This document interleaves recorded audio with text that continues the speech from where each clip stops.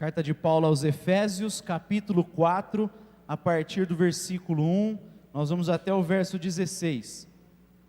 Diz assim o texto: Portanto, como prisioneiro do Senhor, rogo-vos que andeis como é digno da vocação com que foste chamados, com toda humildade e mansidão, com longanimidade, suportando-vos uns aos outros em amor, procurando guardar a unidade do Espírito no vínculo da paz. Há um só corpo e um só Senhor, como também foste chamados em uma só esperança da vossa vocação.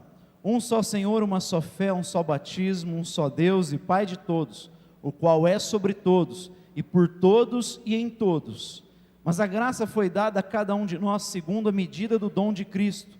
Por isso diz: subindo ao alto, levou cativo o cativeiro e deu dons aos homens. Ora, isto ele subiu, que é senão que também antes desceu às partes mais baixas da terra. Aquele que desceu é o mesmo que subiu acima de todos os céus, para cumprir todas as coisas. E ele mesmo deu uns para apóstolos, e outros para profetas, e outros para evangelistas, e outros para pastores e doutores, ou pastores e mestres, tendo em vista o aperfeiçoamento dos santos, para o desempenho do ministério, para a edificação do corpo de Cristo, até que todos cheguemos à unidade da fé e do pleno conhecimento do Filho de Deus, à perfeita varonilidade, à medida da estatura da plenitude de Cristo, para que não sejamos mais meninos inconstantes, levados ao redor por todo o vento de doutrina, pelo engano dos homens, que com astúcia induzem ao erro. Antes, seguindo a verdade em amor, cresçamos em tudo naquele que é o cabeça, Cristo, do qual todo o corpo bem ajustado e ligado pelo auxílio de todas as juntas, segundo a justa operação de cada parte, faz o seu próprio aumento para a edificação de si mesmo e em amor. Pai, te damos graças pela tua palavra e pedimos que nessa hora tu venhas ministrar ao nosso coração e encontre em nós corações abertos para receber essa palavra e viver pautados nela. É o que nós te pedimos para o teu louvor e para a tua glória. Amém. Eu me recordo de uma entrevista que eu li alguns anos atrás do Ed Mota, ele contando que das referências musicais dele, muitas bandas americanas, e ele dizia que havia ali um produtor americano, um músico também, que ele era muito fã do trabalho desse homem, e ele diz assim: qual foi a minha surpresa um dia que eu abri o meu computador, coloquei o meu e-mail, e tinha um e-mail desse produtor que ele foi fã durante muitos anos, e o cara dizia assim no e-mail: olha, eu estou ouvindo o seu álbum aqui de música e não consigo tirar ele do carro. E começou a parabenizar ele por causa do trabalho. Ele falou: cara, eu desliguei o computador, fiquei assim uns 2 dias para digerir a informação, porque você imagina você ser reconhecido pelo seu trabalho por alguém que você sempre teve como referência. Você imagina em você, na sua profissão, receber a atenção de alguém que é reconhecido no mundo, alguém grande no mundo. E eu digo isso porque no capítulo 3, o contexto aqui desse texto que nós lemos, Paulo fala algo parecido com isso. Ele diz que algo que acontece em nós, na sua vida, na vida da igreja, atrai a atenção de grandes seres. Tem algo que Deus está fazendo na vida da sua igreja, se revelando na sua vida e na minha vida, que cativa a atenção de grandes seres. No capítulo 3 ele vai dizer que Deus decidiu revelar a sua multiforme sabedoria através de nós, da igreja, e ele se dar a conhecer aos anjos. Olha que negócio absurdo para nós, é uma coisa fascinante. Os anjos que estão diante da face de Deus podem conhecer algo sobre o próprio Deus que só é possível através de nós. O apóstolo Pedro, ele é mais incisivo ainda na primeira carta dele, capítulo 1, verso 12, porque ele diz que os anjos, eles anseiam e observam o que Deus está fazendo em nós. E a expressão grega para observar que Pedro usa é que eles se inclinam para olhar com atenção o que Deus está fazendo na sua e na minha vida. Coisa fascinante. Eles estão diante de Deus, mas eles têm uma informação sobre Deus, eles conhecem algo sobre Deus que só é possível através de você, que só é possível através da igreja. Então Paulo, ele dá essa informação no capítulo 3, E aqui, inclusive, ele conclui no capítulo 3 a parte, como eu falei na primeira reflexão, a parte doutrinária da sua carta. Efésios do 1 ao 3, Paulo trata da doutrina. E aí no capítulo 4, Paulo vai entrar na parte ética da carta, a parte prática da carta. E nós sabemos que ele entra nessa parte ética, prática, justamente pela a expressão andar. Andem segundo, de modo digno da vocação que vocês receberam, ou vivam de acordo com o Evangelho, vivam de modo coerente com o Evangelho da graça, com o Evangelho de Cristo. Aqui Paulo está trazendo para a prática. Então do 1 ao 3, a gente refletiu aqui sobre as bênçãos, nós refletimos aqui no capítulo 1 de Efésios, sobre o poder que está à nossa disposição, que Paulo ora para que a gente conheça. No capítulo 2 a gente viu uma grande mensagem, que é a mensagem do Evangelho, a boa nova da graça de Deus. Nós vimos aqui que em Cristo, Ele desfez o muro de inimizade, uniu judeus e gentios no mesmo corpo que é a sua igreja. Ele diz isso era um mistério que estava oculto nas outras eras, e agora Deus se revelou. Qual mistério? Ele revela a sua multiforme sabedoria através da igreja, e até os anjos anelam para observar isso, se inclinam para ver o que Deus está fazendo, para conhecer algo de Deus que só é possível em nós. E aí então ele entra na parte prática, ética, e vai falar aqui que a gente anda de modo coerente com o Evangelho. A primeira coisa que ele vai falar sobre essa parte ética é sobre a unidade do corpo de Cristo. Nós andamos de modo digno da vocação que recebemos quando nós andamos em unidade. E antes da gente entrar aqui em alguns tópicos de reflexão, é importante frisar aqui o que ele diz no versículo de número 3, que a unidade, ela não é produzida por nós, a unidade da igreja não é fomentada por nós, a unidade da igreja já foi efetuada em Cristo Jesus. É importante saber essa informação, porque a unidade não é fruto do nosso esforço, a unidade não é fruto do empenho humano. É por isso que você vê ao longo da história os homens se unindo em torno de causas, e isso sempre pode até ter um êxito durante um tempo, mas sempre vai dar ao fracasso, porque está fora de Deus. Paulo está dizendo de algo que Deus produziu, que Deus efetuou. Os homens se frustram porque se unem em torno de ideologias, se unem em torno de ideais humanos, de elaborações humanas, e por isso se frustram. Mas aqui Paulo está dizendo, você não gera unidade, a unidade já foi efetuada em Cristo. O que a gente faz? A gente preserva a unidade. Façam todo esforço para preservar a unidade do Espírito no vínculo da paz. Nós não geramos, nós preservamos. Então Paulo ele vai dizer aqui sobre como a gente anda em unidade, ou preserva essa unidade. E curioso que ele vai citar algumas coisas que tem até a ver com coisas que temos discutido aqui com o presbitério, com alguns irmãos da igreja, que temos pensado muito, vivendo no nosso contexto hoje, 21 anos praticamente do Projeto Raízes. Qual é a nossa identidade como igreja hoje, os nossos valores, qual é a nossa missão, o nosso alvo, propósito. E Paulo fala sobre isso nesse capítulo. Vai até servir um pouco de lucidez para nós, porque Paulo vai falar que nós andamos em unidade. Ele vai citar que isso tem a ver com valores, ele vai citar que isso tem a ver com a confissão de fé, no que cremos, o fundamento da nossa unidade. Ele vai dizer que isso possui relação com os ministérios, com a diversidade do corpo de Cristo, e ele vai dizer que essa unidade tem alvo, tem propósito, ela tem foco. Então, primeiro, nós andamos em unidade através dos valores da fé.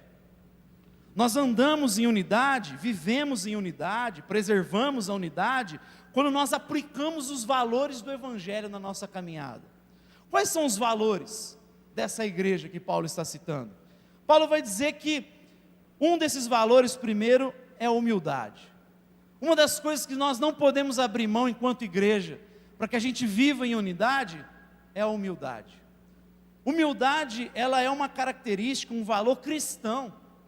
Humildade foi algo que os povos antigos repudiaram, porque eles valorizavam o forte, valorizavam aquele que mostrava que era superior ao outro, que vencia o outro. A humildade é uma característica, uma virtude genuinamente cristã, porque humildade fala do reconhecimento da nossa insignificância, da nossa pequenez, é o reconhecimento da nossa total dependência de Deus, é o reconhecimento de que se eu sou alguma coisa, se eu alcancei alguma coisa, foi graças a Deus, foi por causa da graça dele.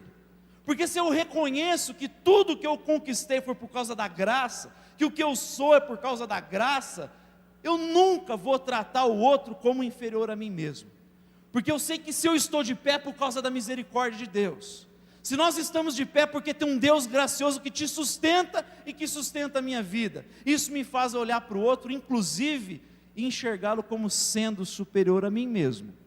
Porque é isso que Paulo diz também aos Filipenses, capítulo 2. Tende em vós o mesmo sentimento que houve em Cristo Jesus, a mesma atitude que houve em Cristo Jesus. Antes ele diz assim: considerem os outros superiores a si mesmo. E aí ele evoca o exemplo de Cristo. Porque Cristo, sendo Deus, não se apegou ao fato de ser igual a Deus, mas esvaziou-se a si mesmo e em forma humana humilhou-se ainda mais. Foi obediente até a morte e morte de cruz. Ele, sendo mestre e Senhor, diz: eu lavei os pés de vocês. Não tem como a gente preservar a unidade se a gente não encarnar essa virtude tão necessária, a humildade, para que a gente consiga servir uns aos outros, caminhar uns com os outros. Mas Paulo vai citar uma outra virtude aqui, um outro valor para que a gente ande em unidade. Ele vai falar da mansidão. Mansidão tem a ver, como eu já falei no Sermão da Montanha, numa certa reflexão que a gente fez aqui pela manhã, tem a ver com você colocar as suas forças sob rédea, tem a ver com você não ficar querendo reivindicar os seus direitos. Você reconhece a força, porque muitos homens de Deus tinham força. Olha o que Moisés fez, aliás, que Deus fez através dele. Muitos homens de Deus tinham consciência da força que estava à sua disposição, contudo, eles sempre adotaram um espírito manso, um espírito gentil. Paulo está dizendo: a gente preserva a unidade quando a gente consegue colocar a nossa força sobre rédea, quando a gente tem domínio próprio, e aí a gente consegue ser gentil uns com os outros. Já dizia o profeta lá falecido no Rio de Janeiro: gentileza gera gentileza. Sermos gentis uns com os outros, doces uns com os outros, é quebrar o espírito do Seu Lunga. Não sei se você conhece o Seu Lunga, aquele personagem do Nordeste. Já ouviu falar do Seu Lunga? Ele está meio sumido, mas é um personagem que saiu no jornal anos atrás. Ele é meio aquele cara tolerância zero. Não sei se vocês já viram ele na internet. Aquele que você está apertando o botão do elevador e fala assim: você vai subir? Não, vou esperar o meu apartamento descer aqui embaixo. Vai pedir dinheiro no banco, fala: eu quero fazer um saque, vim aqui pegar um saque de R$2.000, o gerente fala: você vai levar em dinheiro? Não, vem clipes, borrachinha, pega uns grampos aí também. É tolerância zero, vou pagar, abre o cheque, você vai pagar em cheque? Não, estou escrevendo um poeminha para você. Paulo está falando de quebrar esse espírito do Seu Lunga de nós, sermos gentis uns com os outros, só assim a gente anda em unidade. Mas ele vai falar também de sermos pacientes, ou aqui na minha versão, longânimos. Essa expressão aqui no português, ela não traduz muito bem o sentido. A ideia aqui é de você ter um bom humor prolongado, você manter o bom humor, você manter aquele humor com o seu irmão, aquela paciência com o seu irmão, não revidar quando ele faz algo para você,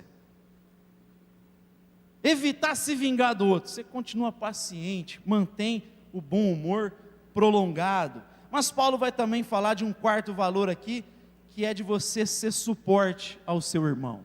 Suportai-vos uns aos outros em amor.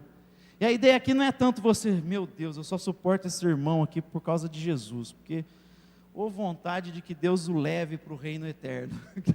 Não é nesse sentido, eu tenho que suportar esse irmão chato, não é nesse sentido, mas no sentido de você ser um suporte para o seu irmão, nas fraquezas dele, nas falhas dele, você ser suporte para que ele cresça, você ser um instrumento de Deus, para que as falhas dele sejam corrigidas, para que as dificuldades dele sejam vencidas, e você ser esse instrumento de Deus que o mantém de pé. Imagina aí um porta-retrato, que ele só fica de pé porque tem um suporte ali, é você mantê-lo de pé, conseguir fazer com que ele vença, supere as dificuldades, você ter essa paciência. Na verdade aqui a ideia é de você aplicar a paciência aqui, é a paciência aplicada, é a paciência na prática. Então você ter paciência com as faltas, com as fraquezas do próximo, porque ninguém aprende as coisas assim. Todo mundo aqui é pecador, e por isso que a gente precisa da humildade. Todo mundo depende da graça de Deus. E nós precisamos ter paciência com os irmãos. Precisamos ter paciência com os pecadores que se achegam. Não é porque você tem 30 anos de igreja que você quer que o outro, assim mude rapidamente. A próxima geração vai enfrentar muitos desafios do ponto de vista moral. Porque vive num contexto de relativização da moral. E a gente vai ter que ter paciência com as pessoas. Eu não estou dizendo que a gente tem que fazer vista grossa para o pecado. A gente continua chamando o pecado de pecado. Não vamos cair num erro que Isaías condena. Ai daqueles que ao mal chamam bem e o bem chamam mal. Não é isso que eu estou dizendo. Eu estou dizendo que a gente fala, mas a gente tem paciência para que o Espírito Santo convença o outro. As pessoas vão superando essas dificuldades com o tempo. Então Paulo fala, a gente anda em unidade aplicando os valores. Ele está falando de valores. Quais são os valores do Projeto Raiz? A gente precisa viver também esses valores, humildade. Nos valores que a gente tem como igreja, um deles é a gente ter espaço para criatividade, para informalidade, a sugestão das pessoas, uma observação das pessoas, essa abertura para que as pessoas participem da construção da própria igreja e exerçam os seus dons, os seus talentos, apresentem projetos. Então é uma abertura para os irmãos, é um acolhimento para os irmãos. Mas Paulo está falando aqui de outros valores, e valores que a gente precisa ter: humildade, mansidão, paciência, suportai-vos uns aos outros em amor. Aí Paulo vai entrar agora, como é que a gente anda em unidade. Ele vai citar o fundamento da nossa unidade, dos versos 4 e 6. Então, se do versículo 1 ao 3 ele fala dos valores, do versículo 4, 5 e 6, Paulo fala do fundamento da unidade. Paulo está dizendo aqui da confissão de fé nossa, está falando do que é comum a nós. Não se esqueça que a expressão comunhão tem a ver com aquilo que é comum. Comunhão não abre mão da fé, daquilo que é princípio, daquilo que é essencial. Nós estamos unidos em torno de alguma coisa. Nós não nos reunimos para fazer ação social, nós não nos reunimos para cantar apenas, a gente se reúne em torno de algo, de uma verdade declarada nas Escrituras. A gente se reúne em torno, inclusive, de uma tradição específica dentro da cristandade. Então a gente tem um conteúdo aí que a gente segue, a gente não pode abrir mão desse conteúdo. Paulo vai falar aqui primeiro que há um só corpo.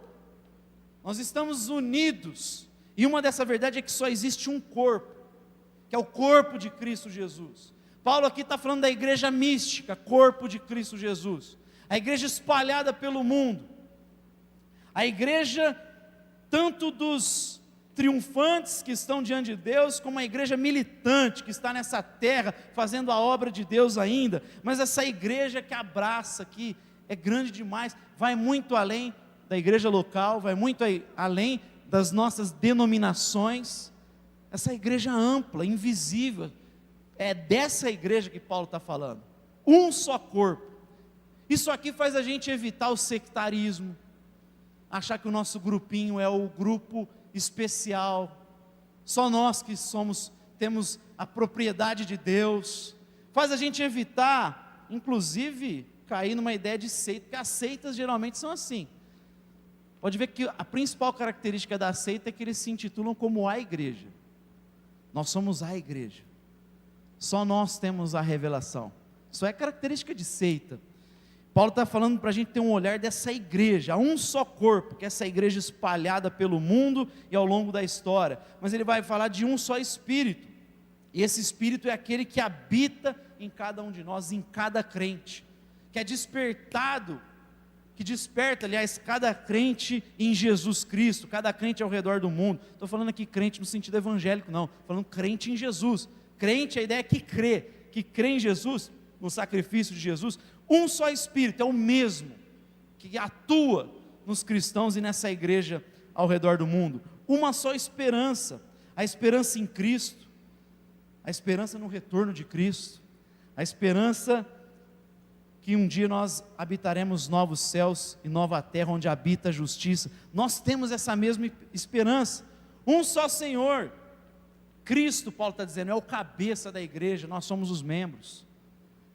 A igreja é propriedade de Jesus. A igreja de Jesus não tem dono. O pastor não é dono da igreja.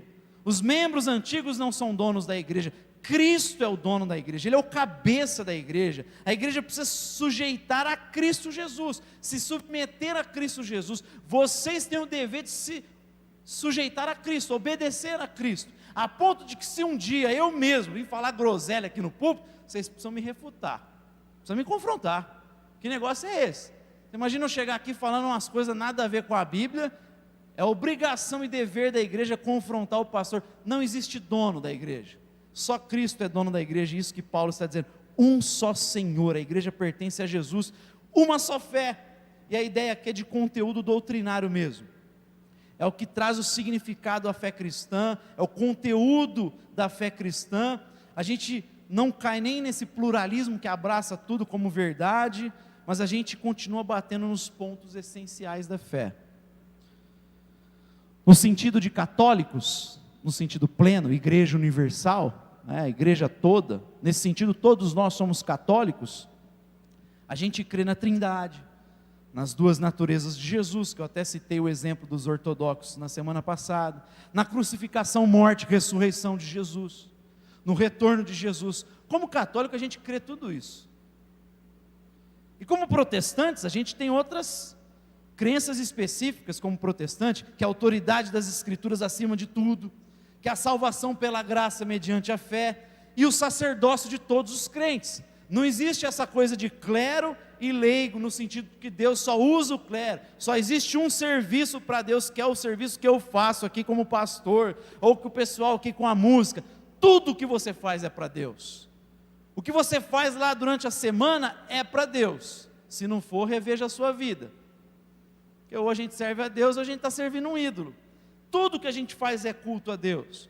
Lembra do texto que eu li aqui no início do culto, que depois de receber a informação que Ele está sentado no trono, e que Jesus pagou o preço pelo nosso pecado, diz que a multidão oferece a Deus riqueza, força, sabedoria e louvor. E louvor é vida, é a nossa vida. Tudo que a gente faz é um louvor a Deus nesse sentido. Então, uma só fé. A gente tem um conteúdo, é isso que nos une, um só batismo. E aqui que Paulo está falando não é o batismo enquanto sacramento, não é esse batismo que a igreja administra. Aqui é o batismo do Espírito Santo no interior de cada crente. É quando o Espírito Santo abre os olhos de cada crente. É esse batismo que Paulo está falando aqui, que é a operação do Espírito em cada cristão ao redor do mundo. E um só Deus que é Pai, que acolhe toda a igreja, como eu falei, tanto a triunfante como a militante. Ele age por meio de todos e através de todos. E aí, essa ação de Deus, através de todos, por meio de todos, inclusive vai levar aqui a gente pensar num terceiro ensino de como andar em unidade, porque a gente anda em unidade também, utilizando os recursos da graça de Deus. A gente anda em unidade entendendo a diversidade dos ministérios. Ou, em outras palavras, a gente anda em unidade sendo igreja carismática. Igreja carismática não é igreja que crê nos dons, igreja específica. Toda a igreja do Espírito Santo é igreja carismática, porque toda a igreja recebe dons. Não existe inútil no reino de Deus. Você fala assim, eu não sei o que eu faço, eu não sei para que eu sirvo. Não existe isso. Se você está em Cristo, você passou da morte para a vida e a habitação do Espírito, e Ele concedeu dons aos homens.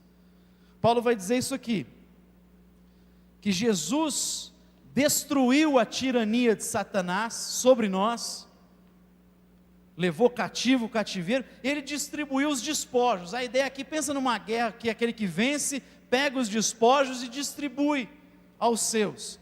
A gente na verdade estava debaixo da tirania de Satanás, e Ele vai distribuir esses dons a nós, o despojo a nós. Ele concedeu dons aos homens, Ele distribuiu dons a cada um de nós. E quando a gente vai estudar sobre dons, você vai ver que tem muitos dons. Só que a gente pode pegar todos esses dons que a Bíblia cita, e a gente pode colocar em duas categorias apenas. E Paulo está falando isso aqui. Paulo pega os dons, você está falando, Ele distribuiu dons aos homens. Ele pega esses dons e coloca em duas categorias, em duas classes apenas. Dom de ensino e dom de serviço. Se não, veja comigo aqui. Ele vai dizer que Ele separou alguns para apóstolos, profetas, evangelistas e pastores mestres, que a gente entende a mesma função, pastores e mestres. Apóstolo, é fato que na Bíblia tem uma ideia daquele que é enviado, é um mensageiro que leva a palavra. Mas nesse caso aqui, apóstolo é algo específico àqueles homens que nos legaram o cânon bíblico, que nos trouxeram a Bíblia. Porque para ser apóstolo haviam alguns critérios, e que ninguém nos nossos dias cumpre esse critério. Porque para ser apóstolo era preciso ser uma testemunha ocular de Cristo Jesus. Você abrir depois a sua Bíblia em casa em Atos 1, veja o critério apostólico, da escolha lá de Matias. Eles falam, tem que ser alguém que andou com Jesus desde o início, desde o batismo, alguém que foi testemunha ocular dele. Paulo vai dizer depois alguém que realizou milagres, alguém que teve essa vida com Deus, essa revelação. O apóstolo Paulo, nascido fora do tempo também, apóstolo. Então é uma função que ficou restrita ao período neotestamentário. Não existe apóstolo hoje. Por isso que o reverendo Augusto Nicodemos diz assim, que apóstolo bom é apóstolo morto. Já foi, já morreu, não tem apóstolo hoje. E aliás, se alguém aparecer dizendo que é apóstolo, o nosso dever é resistir. A não ser que ele diga, não, só estou me referindo no sentido de pregar e tal, beleza. Mas apóstolo, segundo as escrituras, é algo que já foi restrito, já acabou, passou, ficou restrito ao período neotestamentário, assim como o profeta. O profeta não existe mais no sentido daquele do Antigo Testamento, assim diz o Senhor, faça isso, papapá. Não existe mais isso, porque se existisse, a gente precisava ficar reescrevendo a Bíblia o tempo todo. E João vai dizer em Apocalipse que a gente não tem que acrescentar nada a esse livro, maldito aquele que acrescentar ou tirar. Se tivesse apóstolo nesse sentido do assim diz o Senhor, a gente precisava ter a Bíblia aberta ainda e estar escrevendo a história ainda da Bíblia. O profeta, ele tem ser entendido no sentido daquele que traz a profecia, a escritura, que ele expõe a profecia. Inclusive Paulo vai falar isso em Coríntios, da tríplice função de edificar, de corrigir, de exortar. Tem aí mais um sentido de expor a escritura, mas o apóstolo e o profeta é descrito por Paulo aqui no sentido daqueles que nos entregaram isso aqui, o fundamento, onde a igreja é construída. Eles entregaram isso.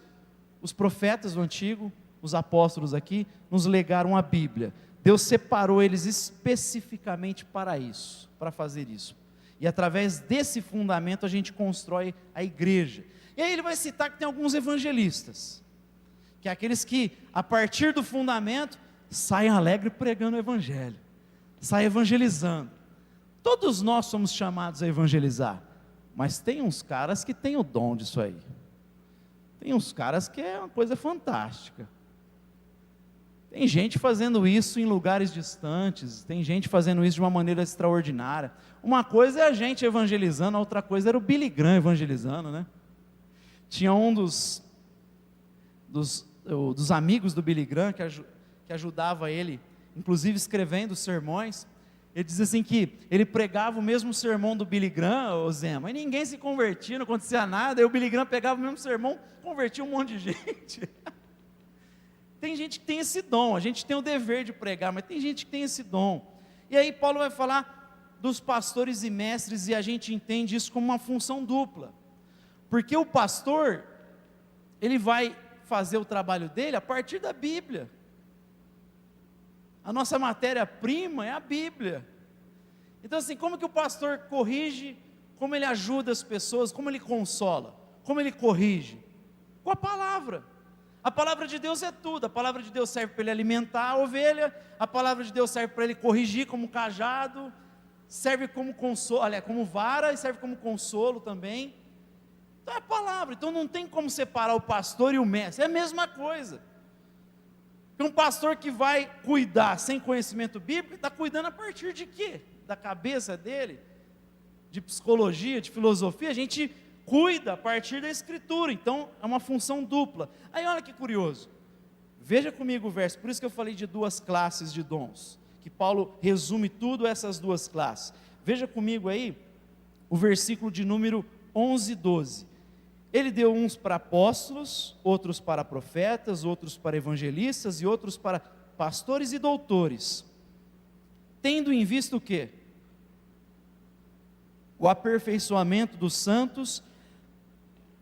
Eles aperfeiçoam os santos, eles dão equipamento para os santos, ferramenta para os santos. Aqui é a ideia de aperfeiçoamento, de você dar ferramenta, como eu falei aqui, para os santos desempenharem a obra. Então você dá equipamento, torna eles aptos para eles cumprirem a obra do ministério, Paulo está dizendo. Então ele está falando assim, Deus separou esses aqui, esses 4 na verdade, para que eles, através do ensino, aperfeiçoem a igreja, tornem a igreja apta, para que a igreja cumpra a obra do ministério. E sabe qual é a palavra grega que ele usa para ministério? Diaconia, que era o servo. Aqui diaconia não é no sentido que a gente entende restrito aqui não, mas diaconia no sentido de tudo que você faz é um serviço a Deus. E aí os outros dons são incluídos nessa categoria do serviço. Então ele deu alguns para pastores, mestres, evangelistas, apóstolos, para equipar os santos, para que os santos façam a diaconia através dos seus dons. Quer ver quem vai deixar isso claro? Segue comigo aqui em 1 Pedro, abre lá comigo 1 Pedro, capítulo 4, que aí Pedro vai deixar isso bem mais claro. 1 Pedro, capítulo de número 4, versículo 10 e 11. Curioso que Pedro vem falando de dons, ele está falando até que para o pessoal ser hospitaleiro, fazer as coisas sem murmuração, é dom, hospitalidade é um dom. E aí no versículo 10, olha o que ele diz: servir uns aos outros conforme o dom que cada um recebeu, como bons dispenseiros da multiforme graça de Deus. Aí versículo 11, se alguém fala, fale segundo as palavras de Deus. Se alguém ministra, ou se alguém serve, ministre segundo a força que Deus dá, para que em tudo Deus seja glorificado por Jesus Cristo. A Ele pertence a glória e o domínio para todo sempre, amém. Você vê que Pedro está resumindo tudo em 2 classes? Se alguém ensina, dependendo da versão, se alguém fala, fale com a sabedoria de Deus, com a palavra de Deus. Mas se alguém serve, faça com a força que Deus proveu. Então tanto Paulo como Pedro pegam os dons e colocam em 2 categorias: palavra, ensino e serviço. Fica mais fácil até da gente compreender. Então existe uma categoria que Deus colocou, uma classe, para dar ferramenta, equipar, e aí a igreja desenvolve a obra do ministério, porque o nosso caminho é a edificação mútua, é a edificação do corpo de Cristo, na medida em que cada um exerce o dom, a graça que recebeu de Deus. E aí a gente entra no último fator aqui que Paulo cita, de como andamos em unidade, é tendo o mesmo propósito, é tendo objetivo. E Paulo diz que esses dons, que ele coloca em 2 classes, ele tem que ter um objetivo. Qual o objetivo primeiro que ele cita? A maturidade.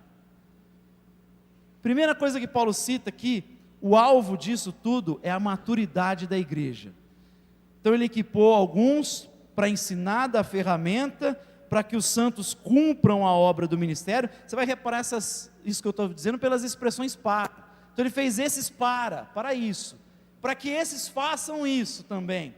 E aí ele vai, para que acontece tudo isso?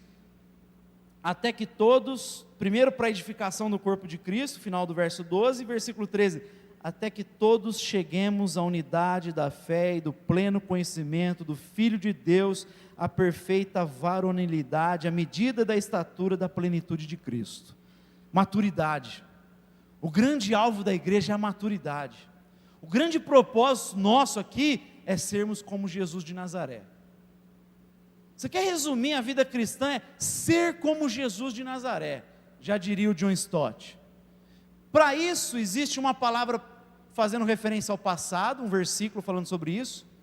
Aqueles que de antemão conheceu, também os predestinou para serem conformes à imagem do seu Filho, a fim de que ele seja o primogênito entre muitos irmãos.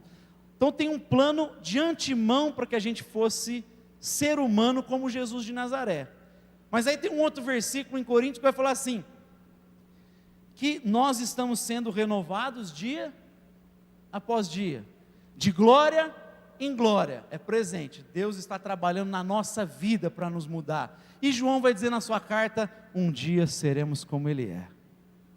E a gente vai receber um corpo glorificado e vamos ser como Jesus de Nazaré. Você quer coisa mais extraordinária do que isso? E Paulo está dizendo, o objetivo da unidade é chegar aí, ó.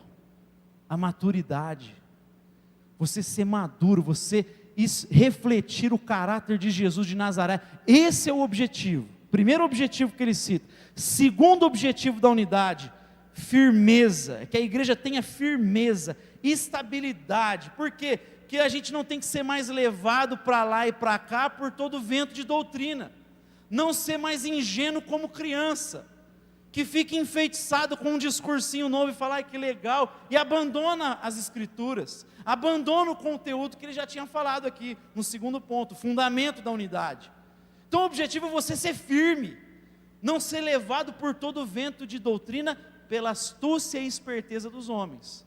Tem muita gente que fica aqui fascinado, está sempre atrás do novo mover da igreja. Agora a gente está com um novo mover, é o mover do sopro, vai sopra, cai todo mundo. Não, agora é o mover, eu já ouvi tanta coisa, gente. Mover do cara que dava um murro para curar o outro, umas coisas de doido. E está cheio de gente correndo atrás disso, fica enfeitiçado com esses discursos. Por quê? Porque é criança, não tem firmeza, está encantado com o discursinho novo, olha que legal, e não fica firme na fé, talvez porque acha que já conhece, ficou repetitivo, mas por isso que a gente tem que reforçar, como eu já falei aqui várias vezes, é rememoração.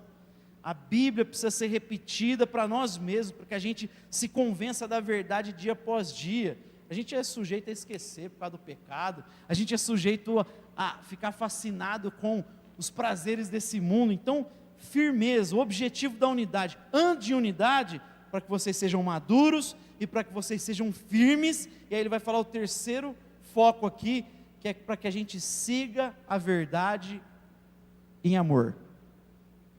Essas duas coisas precisam estar juntas. Siga a verdade em amor. Você sabe que se a gente excluir um dos dois aqui, a gente vai ter problema.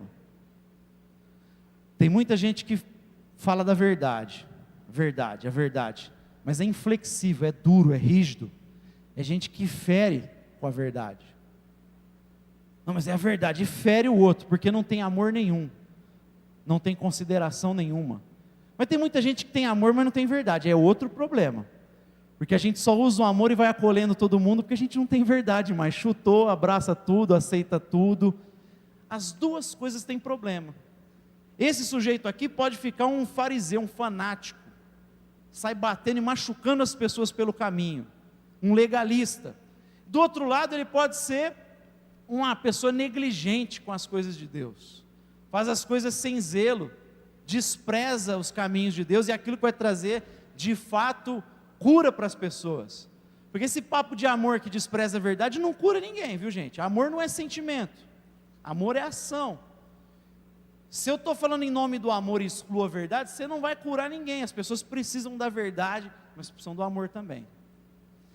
Tem um livro antigo do Stephen Covey, que eu não lembro se é assim que o nome dele, expressa o nome dele, Os 7 Hábitos das Pessoas Mais Eficazes. Ele diz que a gente tem que ter coragem e consideração para com as pessoas. Então ele fala, tem muita gente que tem coragem demais, e tem pouca consideração, e aí ele atropela quem está na frente. Sabe, gente dura, fala real e machuca, está nem aí para o outro. E quem tem muita consideração, não fala real para o outro. O outro fica perdido porque você não fala nada, você tem muita consideração e pouca coragem. Ele diz, tem que ter a mesma proporção de consideração e coragem. Assim como Paulo está dizendo, tem que ter as duas pernas, tem que ter verdade e tem que ter amor. Olha, eu vou ousar falar uma frase aqui, que vocês vão querer me bater depois, de um cara que eu desprezo a ideologia, eu não concordo em nada, mas nessa frase ele está certo. Ernesto Guevara, ele dizia assim, ai que endurecer-se pero sim, perder a ternura jamais. O que está dizendo? A gente pode aplicar aqui, você tem que endurecer pela verdade, não pode abrir mão, seja firme quanto à verdade, mas não perde a ternura. Então, nesse ponto ele está corretíssimo, e a frase dele cai aqui como uma luva, seguindo a verdade em amor. E por fim Paulo fala da sinergia, a cooperação de todas as partes, o auxílio de todas as juntas, e aí o corpo cresce, a igreja é edificada.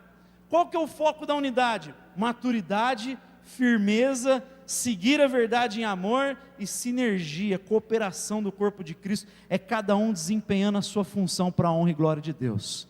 Porque se você deixa de usar o dom da graça que o Espírito concedeu a você, você deixa de edificar o seu irmão. E saiba que o dom que Deus deu para você, não é para você. Todos os dons têm um caráter de ser usado para o outro. Por quê? Porque o reino é comunidade, a igreja é comunidade. Ele não deu dom para você ficar usando para você lá. Ai, o meu dom, não existe isso. O dom é para servir a igreja. E se você esconde o seu dom, você está prejudicando a igreja, está prejudicando o próximo e prejudicando a si mesmo. Use o dom que Deus te deu, para de enterrar, de esconder, usa o dom que Deus te deu. E eu termino com João 17, 21, e não rogo somente por estes, Jesus diz, mas também por aqueles que pela tua palavra hão de crer em mim, para que todos sejam um, como tu, ó Pai, o és em mim e eu em ti, que também eles sejam um em nós, para que o mundo creia que tu me enviastes. O mundo, apesar da cegueira que o diabo colocou, o mundo, apesar da cegueira pelo pecado, ele é capaz de reconhecer o amor de Deus por causa da unidade da igreja. E Jesus ora por essa unidade, que eles entendam a preciosidade da unidade do corpo de Cristo. Eles precisam andar em unidade, eles precisam dessa sinergia, porque, como eu falei no início, isso revela Deus. É isso que vai revelar Deus. É isso que os anjos ficam lá curvados para observar, gente. Você quer coisa mais preciosa? Os anjos estão observando você para querer conhecer Deus. Só é possível esse conhecimento através da igreja. Tudo que a gente tem é para ser usado em prol da igreja, do reino, para que Deus seja conhecido nesse mundo. Não tem nada a ver conosco, tem a ver com a igreja sempre. Foi pregado aqui pelo pastor Daniel sobre o texto de Isaías 6, e tem um trechinho que até porque não era o foco dele, mas que é curioso, porque os serafins, eles proclamam santo, santo, santo é o Senhor dos exércitos, não para Deus. Você reparou nesse texto? Eles proclamam santo, santo, santo é o Senhor dos exércitos, uns aos outros. Eles não estão proclamando para Deus, eles estão proclamando uns para os outros. Tudo que a gente faz tem a ver com essa proclamação para o outro, para que a igreja cresça, como Paulo está dizendo, para que a igreja seja forte, para que a igreja ajustada pelo auxílio de todas as juntas. É mais ou menos o que o C.S. Lewis diz sobre amizade. Ele fala assim: entre a amizade de 3 pessoas A, B e C, se nessa amizade dessas 3 pessoas, a pessoa A, B e C, a pessoa B morre, a pessoa A não perde somente a amizade com a B, ela perde a relação que a B tinha com a C. Sabe aquela coisa de amigo, de troca de olhares?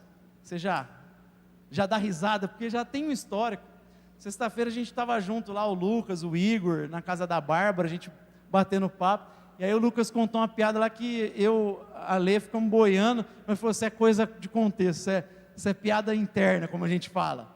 E aí eu até citei isso para ele, da amizade que o Lewis fala, porque você perde essa relação, porque o C se relacionando com o B, manifestava uma faceta do B para a pessoa A, e da mesma forma o C perde a relação.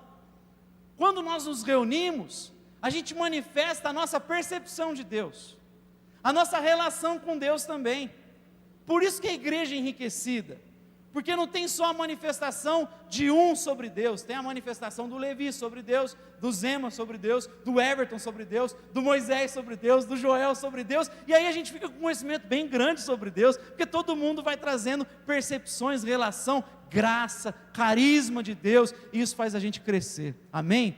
Que Deus nos encontre assim, uma igreja que vive os valores, a humildade, a mansidão, a gente venha aplicar esses valores, que a gente não abra mão do fundamento, aquilo que nos une de fato, a palavra de Deus, que a gente consiga manifestar os dons, os vários dons que Deus concedeu, porque a igreja não é uniformidade, é diversidade, e que a gente consiga correr para o nosso grande alvo, que é a maturidade, a firmeza, seguir a verdade em amor, caminhar nesse compromisso e essa sinergia.